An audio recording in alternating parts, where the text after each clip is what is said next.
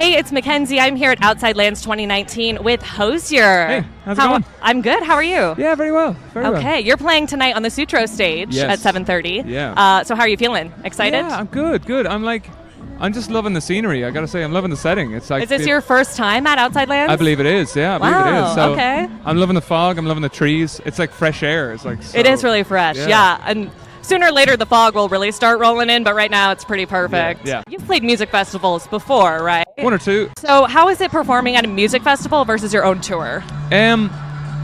It's always different. Like, I mean, obviously, you kind of, there's no sound check, and so sometimes things happen, and you gotta roll with it. And then of course there's like outside there's like weather, etc. So we just did Edmonton Folk Festival.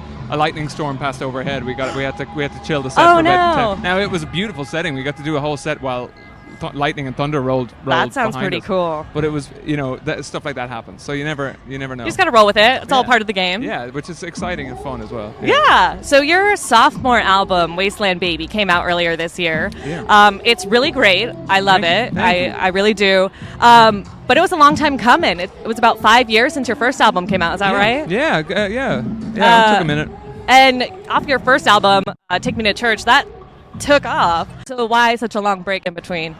I was touring for a long time. I suppose I needed that time to decompress. I had stuff at home that I felt I had to be there for, and also wanted to take my time with the work and make sure that it was right and it felt right, and it was just there were some songs I suppose wanted to get right, and yeah. Well, I think everything worked out the way it was supposed to. Right, happy days. On this album and also the EP you released before, Nina Cried Power, you worked with Mavis Staples on the track Nina Cried Power, which is also on Wasteland Baby. Yeah. And you also worked with Booker T. Jones. Yeah. And he produced a lot of your second album, right?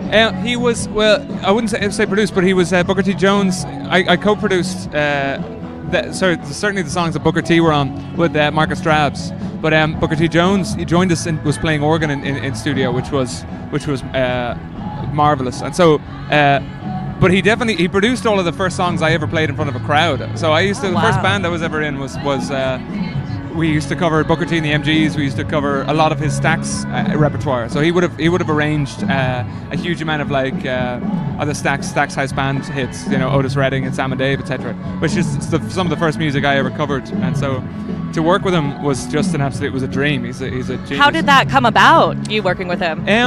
There was when I was on the previous tour, I don't know how I ended up on his radar. I believe talking about him in interviews and kind of I got a message on Twitter saying from Booker T's account saying if there was if an opportunity arose to work together, it'd be pretty sweet, and I was blown away by that. And so when the conversation came for this record and we were talking about possible Hammond organ players, Marcus Drabs had asked me, do I know any, and I was like, let's chance my arm here and then just see if Booker T would be up for joining us for a few songs, and look what happened. It was a dream. The man is a genius and an absolute gentleman as well.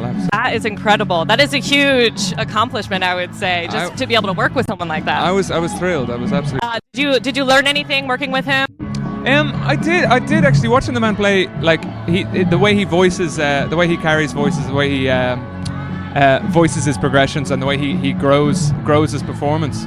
He's an incredibly lyrical player as well. When he's soloing, he's a very, very lyrical player. There's such a definite sort of melodic line. It's very. He really makes the thing sing, Yeah. Yeah. Excellent. Wasteland Baby has been described as sort of like love songs for the end of the world. Is that what you set out to make it a record about? I don't know if what I set out. I was definitely just trying to kind of channel, I suppose, certain feelings of our particular age of anxiety.